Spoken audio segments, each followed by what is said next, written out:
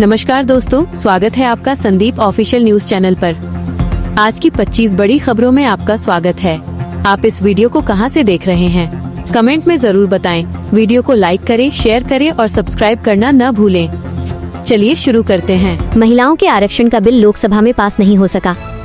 लोकसभा में महिलाओं को 1/3 आरक्षण देने वाला ये अहम संविधान संशोधन बिल 2/3 बहुमत न मिलने के कारण फेल हो गया है। विपक्ष ने इसे डेलिमिटेशन से जोड़कर इसका कड़ा विरोध किया है, जिससे सरकार को एक बहुत बड़ा झटका लगा है। वहीं इस बिल के गिरने के बाद राहुल गांधी ने सरकार पर जोरदार हमला बोला है। राहुल गांधी का आरोप है कि सरकार महिलाओं के नाम पर देश का चुनावी मैप बदलने की कोशिश कर रही है। इस दौरान उन्होंने प्रधानमंत्री पर नो वाइफ वाला तंज भी कसा है। इसके जवाब में केंद्रीय गृह मंत्री अमित शाह ने भी विपक्ष को आड़े हाथों लिया। अमित शाह ने कहा कि इंडिया गठबंधन महिलाओं के आरक्षण का विरोध अगर मगर करके कर रहा है और उनकी नीयत ठीक नहीं है। अब बात अर्थव्यवस्था और शेयर बाजार की। आज बाजार में अच्छी खासी तेजी देखने को मिली है। जियोपॉलिटिकल टेंशन कम होने और सकारात्मक ग्लोबल संकेतों के चलते सेंसेक्स 500 पॉइंट की छलांग लगाकर 78,493 के स्तर पर बंद हुआ, जबकि निफ्टी भी 24,353 के मजबूत स्तर पर रहा। अंतर्राष्ट्रीय मोर्चे से एक बड़ी राहत की खबर है। तनाव कम होने के बाद हॉर्मुज जलडमरू मध्य को अब फिर से खोल दिया गया है, जिससे दुनिया भर में तेल की सप्लाई और आवाजाही एक बार फिर से आसान और सामान्य होने लगी है। इसके साथ ही मध्य पूर्व से एक और शांतिपूर्ण खबर आ रही है। अमेरिका की मध्यस्थता के बाद इजराइल और लेबनान के बीच 10 दिन का सीजफायर शुरू हो गया है। युद्ध के रुकने से स्थानीय लोगों ने लंबे समय बाद राहत की सांस ली है। उधर अमेरिकी राष्ट्रपति डोनाल्ड ट्रंप ने ईरान के साथ कूटनीतिक डील की उम्मीद जताई है। ट्रंप ने कहा है कि ईरान के साथ एक बड़ी डील हो सकती है और इस मामले में जल्द ही कोई अहम ऐलान होने वाला है। मौसम की बात करें तो इंडिगो एयरलाइंस ने दिल्ली में खराब मौसम को लेकर यात्रियों के लिए एक विशेष एडवाइजरी जारी की है। दिल्ली में आंशिक बादल छाए रहने और मौसम बिगड़ने से फ्लाइट्स का शेड्यूल प्रभावित हो सकता है, इसलिए यात्रियों को घर से निकलने से पहले सावधानी बरतने की सलाह दी गई है। खेल जगत से खबर है कि आईपीएल में शुभमन गिल की कप्तानी वाली गुजरात टाइटंस ने कोलकाता नाइट राइडर्स को एकतरफा मुकाबले में आराम से हरा दिया है। इस मैच में शुभमन गिल ने शानदार खेल का प्रदर्शन किया। वहीं आज आईपीएल का अगला कॉर्पोरेट जगत की एक बड़ी खबर में टीसीएस कंपनी ने नासिक केस पर अपनी स्थिति साफ कर दी है। कंपनी ने स्पष्ट कहा है कि नासिक कन्वर्शन मामले में उनके इंटरनल चैनल के जरिए अभी तक कोई भी आधिकारिक शिकायत दर्ज नहीं की गई है। तमिलनाडु से एक बेहद दर्दनाक हादसे की खबर सामने आई है। यहाँ एक टूरिस्ट वैन अनियंत्रित होकर गहरी खाई में जा गिरी। इस भीषण दुर्घटना में 9 लोगों की दुखद मौत हो गई है। प्रधानमंत्री ने इस घटना पर गहरा शोक व्यक्त किया है। सुप्रीम कोर्ट ने कांग्रेस नेता पवन खेड़ा को बड़ा झटका दिया है। कोर्ट ने उनकी ट्रांजिट अग्रिम जमानत की अवधि को और आगे बढ़ाने से साफ इनकार कर दिया है।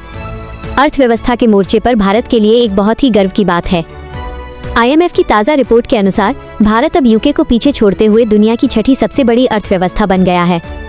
पड़ोसी देश बांग्लादेश की पूर्व प्रधानमंत्री शेख हसीना के भारत से प्रत्यावर्तन की मांग पर भी भारत सरकार फिलहाल गहराई से विचार कर रही है और इस पूरे मामले का रिव्यू किया जा रहा है। त्रिपुरा के TTAADC चुनाव में प्रद्योत बर्मन की पार्टी तिपरा मोथा ने भारी जीत हासिल करते हुए 24 सीटों पर अपना कब्जा जमा लिया है, जबकि यहां बीजेपी मात्र 4 सीटों पर सिमट कर रह गई है। सुरक्षा के लिहाज से दिल्ली एयरपोर्ट पर एयरफोर्स के एक विमान से जुड़ी घटना के बाद एहतियात के तौर पर कुछ कमर्शियल फ्लाइट्स का रूट बदलकर उन्हें डाइवर्ट किया गया है। जम्मू कश्मीर में नशे के खिलाफ एक बहुत बड़ी मुहिम की शुरुआत हो रही है। यहाँ की सभी राजनीतिक पार्टियां उपराज्यपाल के साथ मिलकर ड्रग्स के मुद्दे पर 100 दिन का एक सघन और बड़ा अभियान चलाएंगी। मुंबई से एक परेशान करने वाली खबर है। यहाँ एक टेक्नो कॉन्सर्ट के दौरान MDMA ड्रग ओवरडोज के कारण 2 MBA छात्रों की दुखद मौत हो गई है। इस गंभीर मामले में पुलिस ने त्वरित कार्रवाई करते हुए 6 लोगों को गिरफ्तार कर लिया है। अरुणाचल प्रदेश में जगहों के नाम बदलने को लेकर एक नया विवाद गहरा गया है। भारत के हिस्सों के नाम बदलने की इस हरकत को सीधे तौर पर चीन की एक सोची समझी साजिश और चाल माना जा रहा है। डेलिमिटेशन को लेकर दक्षिण भारत के राज्यों में राजनीतिक चिंता बढ़ गई है। आशंका जताई जा रही है कि डेलिमिटेशन की प्रक्रिया पूरी होने के बाद दक्षिण राज्यों की लोकसभा सीटों में कमी आ सकती है, जिससे उनका प्रतिनिधित्व घटेगा। मनोरंजन जगत की बात करें तो अक्षय कुमार और डायरेक्टर प्रियदर्शन की जोड़ी एक बार फिर धूम मचाने आ रही है। उनकी most awaited horror comedy film भूत बंगला जल्द ही सिनेमाघरों में दर्शकों का मनोरंजन करने वाली है। वहीं आदि विशेष और मृणाल ठाकुर की बहुचर्चित एक्शन थ्रिलर फिल्म डकैत की रिलीज की तैयारियां भी पूरी हो चुकी हैं और ये फिल्म जल्द ही बड़े पर्दे पर नजर आएगी। आईपीएल में अनुशासन तोड़ने पर कड़ा एक्शन लिया गया है। राजस्थान रॉयल्स के टीम मैनेजर पर PMOA प्रोटोकॉल का उल्लंघन करने के आरोप में भारी जुर्माना लगाया गया है। आईपीएल की फ्रेंचाइजी गुजरात टाइटंस ने अपनी टीम में एक बड़ा बदलाव किया है। टीम ने टॉम बैंटन की जगह एक नए खिलाड़ी कॉनर एस्थरहुइजन को अपने स्क्वाड में शामिल कर लिया है। इसी तरह मुंबई इंडियंस की टीम में भी एक प्लेयर का बदलाव देखने को मिला है। मुंबई ने अथर्व अंकोलेकर की जगह कृष भागत को अपनी टीम का हिस्सा बनाया है। इंजीनियरिंग के छात्रों के लिए एक जरूरी अपडेट है। जी, मैक के सेशन 2 के परिणाम पूरी तरह तैयार हैं और रिजल्ट जल्द ही आधिकारिक वेबसाइट पे घोषित होने वाला है। आंध्र प्रदेश के स्कूलों में आज सुबह की असेंबली में प्रमुख राष्ट्रीय और खेल की खबरें छाई रहीं। बच्चों को मुख्य रूप से महिला आरक्षण बिल और आईपीएल के रोमांचक मुकाबलों के बारे में बताया गया। मानसून को देखते हुए हरियाणा सरकार अलर्ट मोड पर आ गई है। खासकर गुरुग्राम और फरीदाबाद जैसे शहरों में जलभराव की समस्या को रोकने के लिए पुख्ता तैयारियां और इंतजाम तेजी से किए जा रहे हैं। दिल्ली पुलिस को साइबर क्राइम के खिलाफ एक बड़ी कामयाबी हाथ लगी है। पुलिस टीम ने राजधानी में सक्रिय एक बहुत बड़े साइबर फ्रॉड गिरोह का पर्दाफाश करते हुए कई लोगों को पकड़ा है। अमेरिकी राष्ट्रपति डोनाल्ड ट्रंप की सरकार ने एक बड़ा फैसला लेते हुए कुछ खास फार्मास्यूटिकल दवाओं पर टैरिफ लगाने की बात कही है, जिसका सीधा असर वैश्विक दवा बाजार की कीमतों पर पड़ सकता है। भारतीय विदेश मंत्री एस जयशंकर ने G4 देशों के विदेश मंत्रियों की एक अहम बैठक में हिस्सा लिया। इस दौरान उन्होंने संयुक्त राष्ट्र सुरक्षा परिषद में स्थायी सुधार और बदलाव की पुरजोर वकालत की है।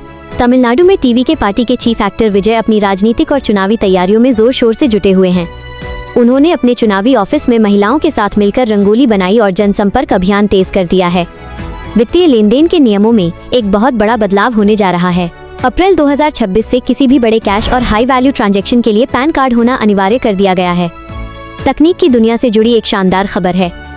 गुरुग्राम में एक बहुत बड़ा टेक इवेंट नेक्स्ट टेक 1.0 आयोजित किया जा रहा है, जिसमें कई नई टेक्नोलॉजीज को शोकेस किया जाएगा। बिहार की राजनीति में एक बड़ा फेरबदल हुआ है। सम्राट चौधरी अब बिहार राज्य के नए मुख्यमंत्री बन गए हैं और उन्होंने पदभार संभाल लिया है। डिपोर्टेशन से जुड़ी एक अहम खबर के अनुसार अमेरिका से डिपोर्ट किए गए कुछ भारतीय प्रवासियों को अब अमेरिका से सीधे कोस्टा रिका भेज दिया गया है। आईपीएल में कोलकाता नाइट राइडर्स की टीम का प्रदर्शन लगातार गिरता जा रहा है। टीम की हालत बेहद खराब है और अब उनके प्लेऑफ में पहुंचने की उम्मीदें लगभग न के बराबर रह गई हैं। देश की राजधानी दिल्ली के इंफ्रास्ट्रक्चर को लेकर एक बड़ी और महत्वाकांक्षी योजना पर चर्चा चल रही है। दिल्ली में भी मुंबई की तर्ज पर एक भव्य और ऊंचा स्काईलाइन व्यू विकसित करने की बात चल रही है। गर्मियों की शुरुआत के साथ ही जल संकट गहराने लगा है। कुछ इलाकों और रेस्टोरेंट से ये शिकायतें आ रही हैं कि उन्हें 24 घंटे पानी की सप्लाई नहीं मिल रही है, जिससे भारी परेशानी का सामना करना पड़ रहा है। ये थी आज की टॉप 25 बड़ी खबरें। अगर आपको वीडियो पसंद आया तो लाइक करें, शेयर करें और चैनल को सब्सक्राइब करना ना भूलें। कमेंट में बताएं आज की कौन सी खबर आपको सबसे ज्यादा प्रभावित करती है। कल नई खबरों के साथ फिर मिलेंगे। धन्यवाद। जय हिंद।